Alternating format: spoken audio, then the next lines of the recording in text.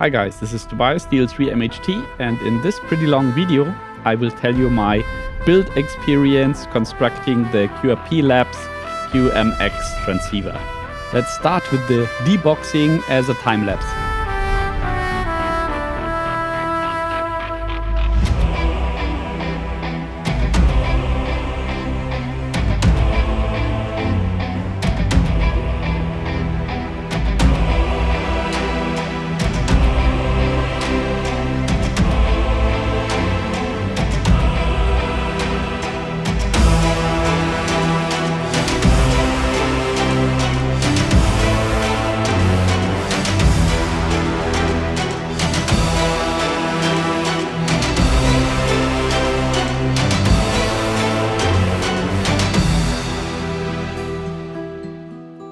Okay, and here's my QMX main board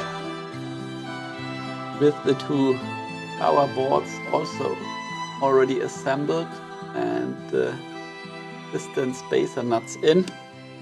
So what problems did I have building this? Not a lot, to tell you the truth. My main up, use my French, was here this power connector.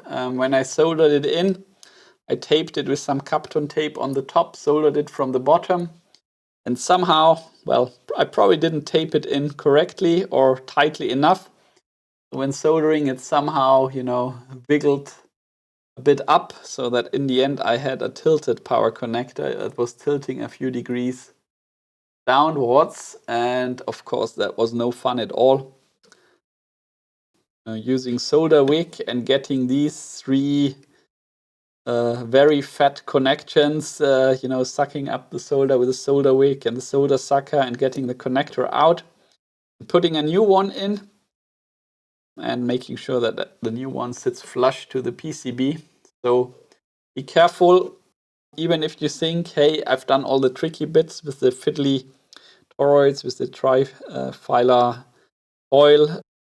Now comes the easy bit, don't mess up with the box standard connectors like I did. That was really annoying. I almost thought I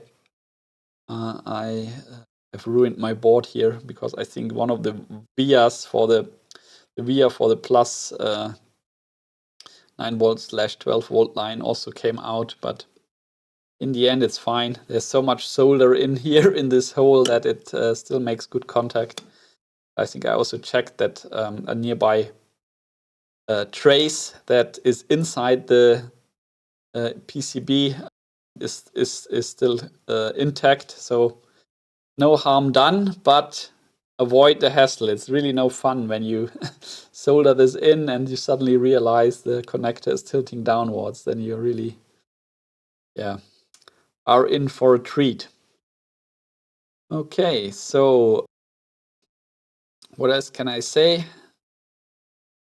Yeah, of course you can see here the capacitors and the inductors and the toroids is a super tight build.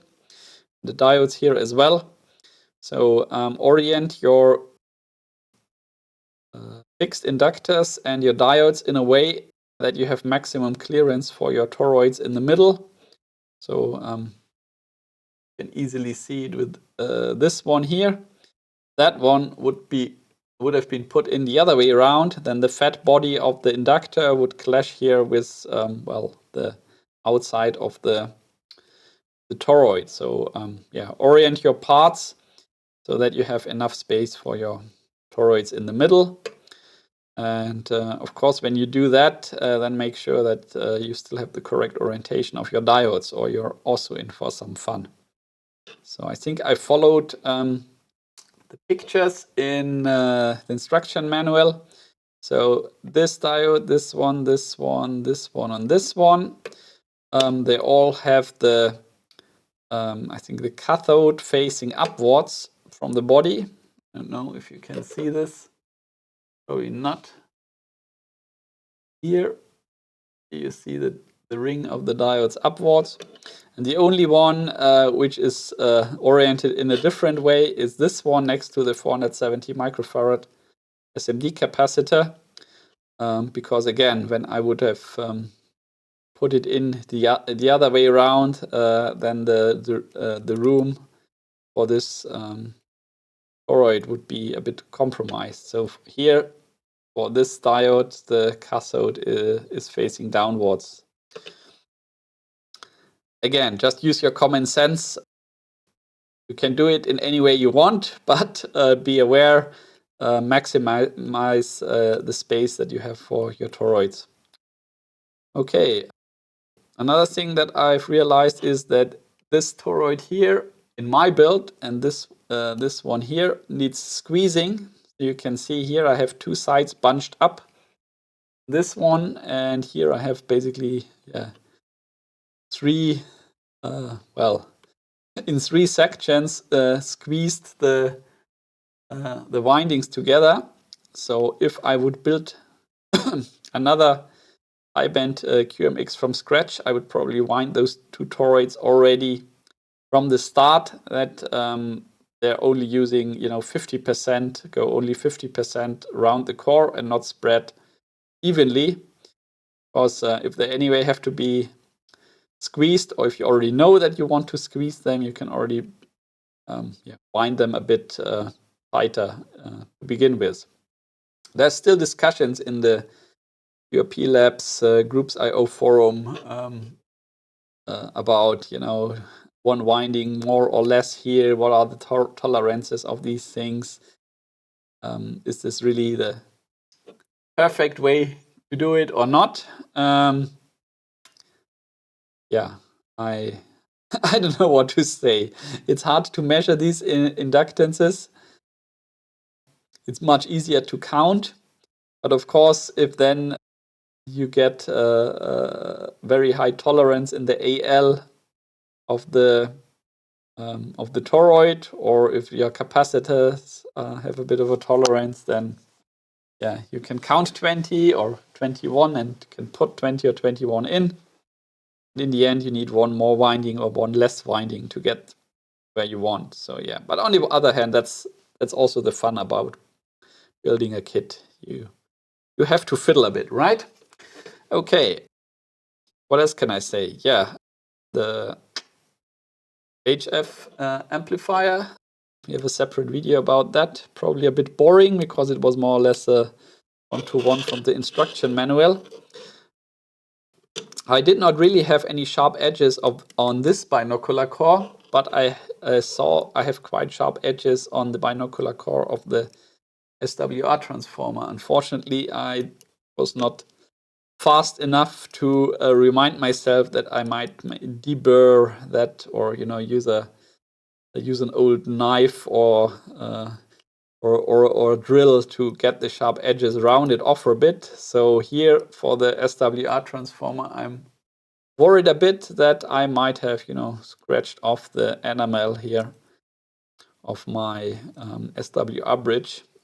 Also, the instructions of the SWR bridge are not super clear in the manual. There's pictures in there, but it really does not show you how the winding direction of the left and the right side. So in the end, I decided I built it symmetrical. So basically, I don't know if I like this wound from the top like this downwards, or I don't know, from the bottom upwards. But anyway, symmetrical to the to the middle of the binocular core. Not sure if that's the right way to do it, but at least it looks nice. And yeah, with a 50 ohm dummy load, the SWR was low. It was not showing 1 to 1.0, but 1 to, I don't know, 1.2 or so. So I think it might be correct or okay. Right, what else can I say about winding these toroids? Yeah, the Trifiliar core, that worked quite well according to the manual, just fixing it on the desk, and the other side winding it around a screwdriver, and then just tightly twisting it until you get this nice Trifiliar core that was working very nicely according to the manual, so no problems there. Also, the enameled wire of the thin enameled wire burns off really nicely with the soldering irons. I would not be worried about the Trifiliar core here or any of the 6 low-pass filter toroids. Also not on the SWR bridge. For the multi-tap toroid here, where you have basically you have multiple taps in the middle, I would give it a few extra seconds with a soldering iron, because you have here for the holes in the middle,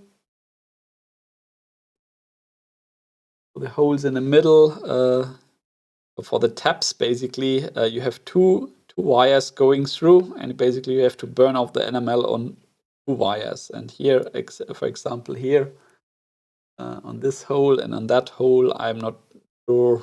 Yeah, could maybe need another reheat and a few more seconds on the soldering iron.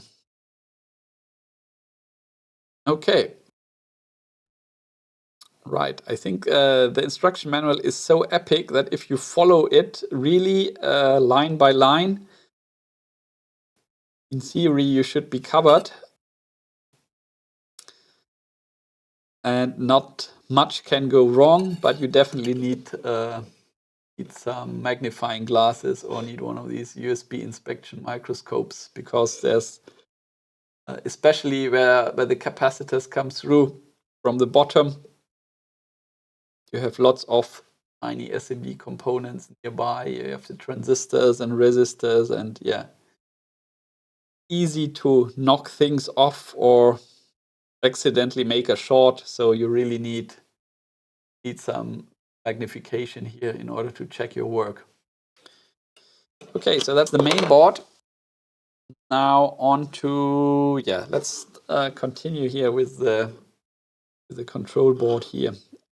And to tell you the truth, I took almost as much time building the control board as it took me to wind these 6 low-pass filter toroids. And yeah, the main reason is that the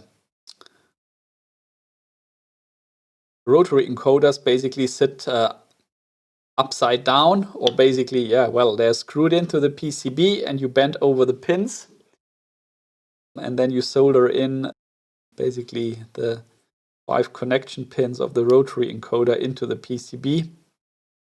And for me, when I bent over the pins, I did not want to really do a 90-degree bend, because I feared that I will short the pin with the body of the rotary encoder. So I basically had a more of a round bend here, and the result was, of course, then the pin was too short and did not reach through the PCB hole. So in the end, I decided to build it a bit differently, at least for the connections here where we have 2 pins. I used a few cut-offs from, the diodes or from the inductors, and soldered them in first. So I had basically here the wires sticking out.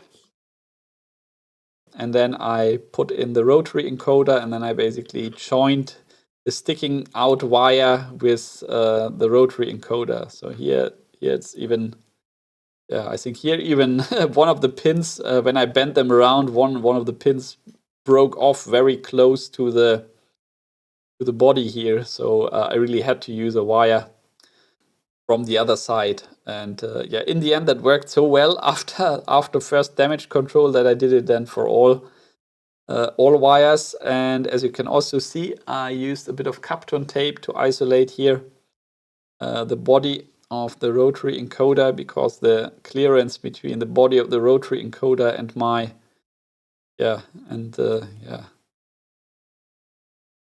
pin connection was so close that I fear that, hey, everything will short out to ground. I think one of the 2 pins might anyway short to ground, but might be a deliberate connection to ground, but the other one, if you mess up, then you have problems, and then your rotary encoder doesn't work, or the button doesn't work, or I don't know. So in a way, it's not pretty. As you can see, it looks a little bit nasty, but it works. And yeah, here on the other side, you can see this side I covered completely in Kapton tape. And the reason is that the clearance to the power connector is quite low. See here. I think you can see it both almost. Yeah, here's the plus line of the power connector, plus 9 volt, plus 12 volt. I don't know, depends how you build it. And then there's a quite high chance that it shorts out with the body of the rotary encoder, which is hopefully ground. And then you have your nice 9 volt or 12 volt shorted to ground when you put your control board in here. So that's why I put the Kapton tape on here. But of course, you can also put tape here on the backside of the connector, whatever you like best. Yeah, so take your time with this. And if you take your time, you will have much less problems later on with, hey, the button doesn't work or the rotary encoder doesn't work. Okay, last board was the LCD board here. And yeah, theory, that's also straightforward. Again, I put a bit of Kapton tape on here. The clearance between the pins of the LED and on the side of the PCB was a bit low, and I don't know where any ground planes are running in here. So I thought, okay, a little bit of Kapton tape to make sure that the LED pins don't make connection to the side. Can't hurt. Then on the LCD board, you have to bend over one of these tabs because they might otherwise clash with this inductor of the power board. I get it in frame. So here you can see this inductor would clash with this tab from the LCD board. So that's why you have to bend it over. And yeah, I also put a bit of tape on top. Though in hindsight, yeah, I'll probably reapply that. Of course, as you can see, I'm in frame. There's not really a lot of space here. You see here you have the inductor, and here you have already the pins of the LCD connector sticking out. When you're soldering in your PCB, at least for the first, I don't know, 5 pins or so, 4 pins, 5 pins, make sure that they are cut tight or close to the PCB. I think I can even cut another millimeter off from pin 4 here from the left side. It's almost making connection with this inductor from the power supply board. Okay. What else? Yeah, I think for me the contrast setting was almost at the end, so I could nicely adjust it according to the recommendations from the manual. But yeah, the sweet spot was not somewhere in the middle where you have plenty of space to, turn everything white or turn everything black. But it was almost at the very end of the adjustment range of the potentiometer. I guess that's normal, and as long as you can adjust the contrast how you like it, there's no problem. Okay, so that was my build experience so far with the QMX. They're putting it into the case. Also, nothing really special about it. I think I'll skip talking about that. But again, you'll realize that it's a very tight fit. Yeah, so you should cut your through hole components. You should properly solder them in, and then probably cut them as close as possible, of course, without damaging any other SMD components. Because once you put it into the case, you probably have, I don't know, two maybe 3 millimeter gap, probably 2 millimeter gap between your PCB and the metal of the case. So any stuff poking upwards is probably a bad idea. Okay, what I will do now is pause the video, try to reassemble this thing, hope it doesn't blow up when I give it power, and then I show you the images of the diagnostics menu. I'm connecting to it via serial port so that you can see all my filter responses and curves. And you can give me in the comments, you can tell me, let's do the SMD review quickly. In the comments, you can tell me how bad I messed up here. Yeah, another small thing, I'm not sure if I've mentioned it. This was a board that I got end of December, so it didn't have the protection diode in near the whatever it is, resistor. Here, I think here it is. I found it. Try to focus like this. And here you see this transistor, and you're supposed to put a small 1N4148 SMD diode across.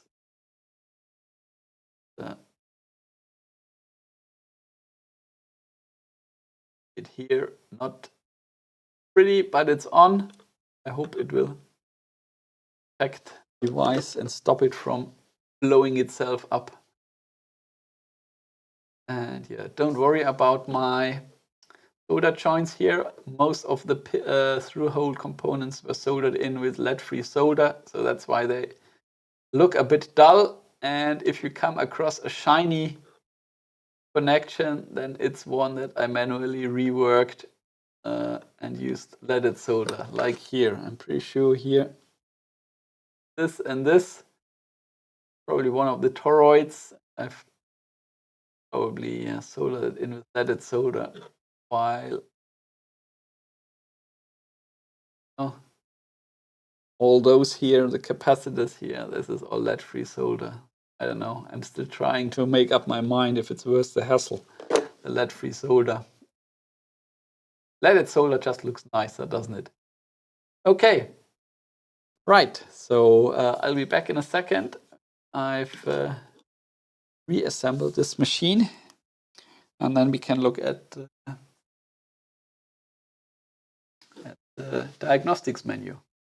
Okay, so here we are in the Windows 11 Device Manager, and first a word of caution. The QMX behaves quite differently than any other USB device that I've used so far, and that basically means when the QMX is already powered up, so you see the backlight, you see anything in the display, and you connect the USB cable after you've powered up, you will get this. You will get unknown USB device descriptor request failed. So basically it won't detect the USB serial port and the sound card. So what you really have to do here is only power up the QMX after you have connected the USB cable. So connect the QMX to your 9 volt or 12 volt power, connect the USB cable, and only then hit the button to power up the QMX. So let me quickly do that. And then you'll see that the USB, the COM port and the sound card will show up. Okay, and as you can see, after powering down the QMX and powering it up again, so I've just pressed the button to shut down and again to power up, and immediately a USB serial device COM4 showed up here. And under audio inputs, if I expand it, you see 2 entries QMX transceiver, one for the audio input and audio output of the QMX. So that is all working fine now. So now we can use POTA or any other terminal program to connect to this serial device COM4 and have a look at the diagnostics menu. So here we have POTA connected to COM4. Let me try to zoom in a bit. It will get a bit blurrier, but you might see it a bit better. So you just connect to it, hit enter, and then you go here into the menu where you can configure your QMX. You can run the hardware tests and so on. I won't go through every menu right now. At the moment, we're interested in the hardware tests. And especially you want to look at the audio filter sweep, the RF filter sweep, image sweep, maybe the SWR sweep, and in the diagnostics menu, the TX output power that I get with my build. And yeah, I don't know, just an observation. I just tried to do this right before recording, and I got very strange results. The very first time my QMX was running through the RF filter sweeps, I got complete garbage zigzag lines, and it showed something about minus 60 dB, just random zigzag lines, no low pass filter response at all. And then I basically cycled through VFO-A, VFO-B, digital mode, and CW mode, and suddenly the filter sweeps were looking normal again. So I don't know if I have some loose connection somewhere that was, well, fixed by pressing the rotary encoder buttons, or if there's still some minor firmware problem lurking here. If in doubt, it's probably my mistake. So here we have the audio filter sweep. As you can see, there's a bit of a notch here. I don't know where that comes from. And if you see that as well on your QMX build. So that was the 20 meter band.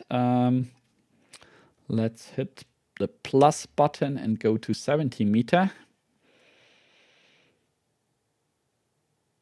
And here we have the filter sweep for the 17 meter band.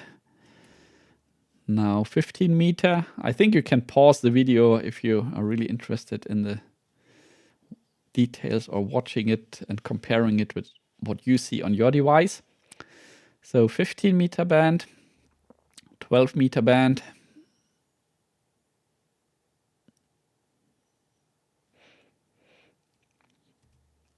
11 meter band,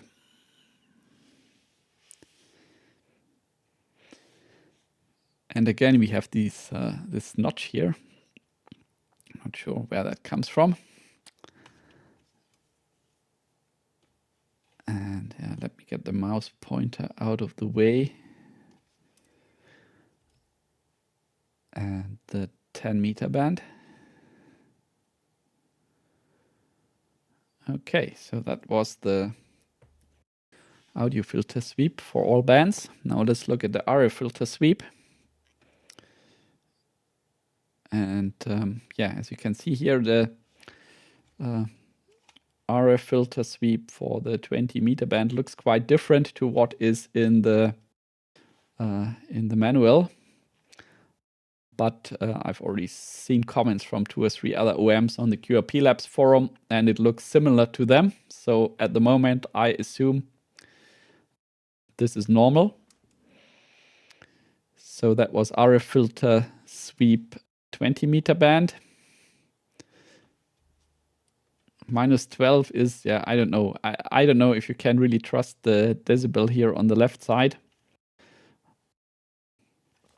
But anyway, I just show you what my build displays in the diagnostics menu, and you can comment then if I have to look and fix a specific band pass filter or low pass filter. 70 meter band looks like this. That matches quite well with the instruction manual, I think. 15 meter band is also fine, I think. 12 meter band. Okay, as you can see here, I'm a bit on the roll-off side of this bandpass filter, I think. So if anybody knows how I can move the filter response up so that I'm sitting here closer into the middle, please let me know. 11 meter band. Looks okay, I guess. And a 10 meter band. Yeah. From the shape, it looks okay. From the decibels on the left side, I don't know. And I also don't know if you can trust the decibels here on the left side. Okay, now the image sweep. Yeah, that looks not super great, but I think 20 meter band was supposed to be a compromise, or at least somebody said it's a compromise, the same as the 80 meter band on the normal QMX is a compromise. I don't know why that is, but there you go, minus 28.1. 70 meter band, we are at minus 33.5. 15 meter band, minus 36.8. 12 meter band, minus 35. I think 11 and 10 are again a bit worse. 11 is the worst, minus 28.1. And the 10 meter band is okay, I guess, with minus 31.1.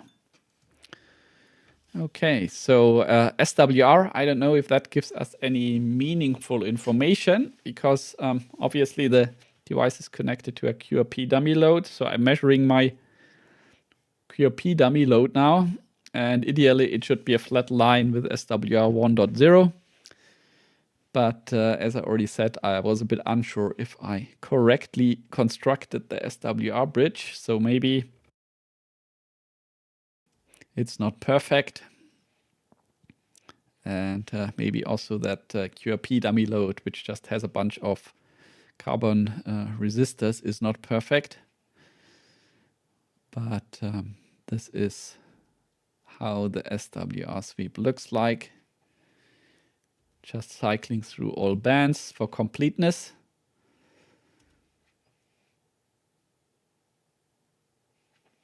Okay. And the last thing we want to look at is the output in the diagnostics menu. And here you see the output power that I achieve. As you can see, I've set up my bench power supply to provide 12 volts. And in theory, that bench power supply should have absolutely no problem to provide 1 amp power. I think it's a 2.5 amp bench power supply. But when I hit TX, you will see the supply voltage drop by a few 100 millivolt. But yeah, let's have a look here in the transmitter section. Let's look at voltage and power output here. And again, I will just cycle through all the bands, and you can look what output power I achieved with my build. So here we have, it says 10.1 volt, around 4 watts. On 70 meter, we see also around 10 volt, 4.5 watt. On 50 meter band, I think that's the best one in terms of output power. You see voltage 9.9 volt, power 5.7 watt. Then the 12 meter band, oddly enough, is the worst, 10 volt, 3.4 watt. 11 meter band, we are again around 4 watts with 10 volt at the transmitter. And finally, 10 meter band also, well, not quite 4 watt, but 3.9 watt with 10.0, 10.1 volt supply voltage. Okay, so there you have it. That was the output of my High-Band QMX build with software version 1.0.0.0.14, recorded on 28th January 2024. So yeah, I know this was a very long video, and it's only interesting for guys who are also building the QMX. But yeah, maybe it helps a few of you, and I hope you liked that video. And yeah, let's see what we do next week. Yeah, thanks for watching, and until next time, bye.